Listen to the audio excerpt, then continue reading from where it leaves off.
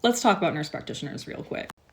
Nurse practitioners have been around since the 1960s. I'm a nurse practitioner. Nobody ever has been confused about, oh my God, are you a nurse practitioner or a doctor? When I've actually had appointments with people. I've been doing this for long enough that literally it's never been an issue. I introduce myself as a nurse practitioner. I've never introduced myself as doctor. I do academically, or if I'm doing education, hence I'm on here. I'm not taking any of you as my patients. I no longer see patients. I do professor stuff. I do writing. I do academic stuff. But realistically, let's talk about this field. Why am I a nurse? I went to community college. I started out getting a liberal arts degree, right? I transferred over to a state university. I remember I transferred into a public health program, and the guy who introduced us to UMass said, "Hi, welcome. You guys are never getting into med school coming from community college." And I was like, holy F.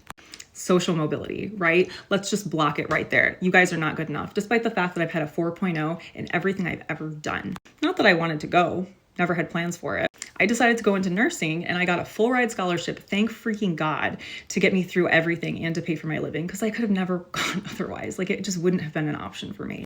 I worked in an underserved community for 2 years, and that's how I paid back my scholarship. That's why nurse practitioners were designed to work with underserved communities. There are provider shortages, hence they have nurse practitioners, physician's assistants filling gaps. There's not enough doctors. Why are there not enough doctors? Med school is really expensive. It's really expensive to even consider going to med school, have residency. People who are in med school, 75% come from the higher income brackets, the two highest, right? So families over $100,000 income a year. So you have to be essentially in a good position already to get into med school and to be a doctor. Many doctors already have doctors as parents or in their families.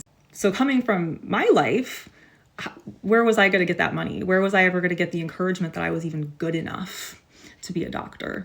I could have never afforded med school. I couldn't have even afforded to think about med school. I went to community college. There are barriers placed to make sure that poor people cannot become doctors. 5% of people who are physicians and med students end up coming from the lowest income bracket. 5%. There are disparities there. Nurses, low-income people can come on in, we can get our associate's degrees, and we can move up while we're working so we can still afford it. It allows us to have mobility academically and socially. And that gives me a different perspective in my care, right? Because when I'm caring for people who are in underserved positions, that was me. If you're coming from an affluent family, you don't understand what it's like to walk into those centers and be the patient. I've been the patient. But nobody's comparing degrees. We'll continue with that. I'm pretty sure that we all know that doctors are more educated.